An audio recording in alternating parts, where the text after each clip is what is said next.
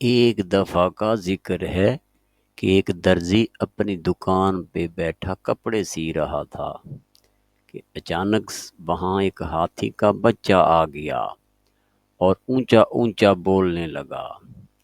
درزی نے اس کو ایک کیلے کا ٹکڑا دیا۔ وہ ہاتھی ہمیشہ درزی کی دکان پر آتا تھا۔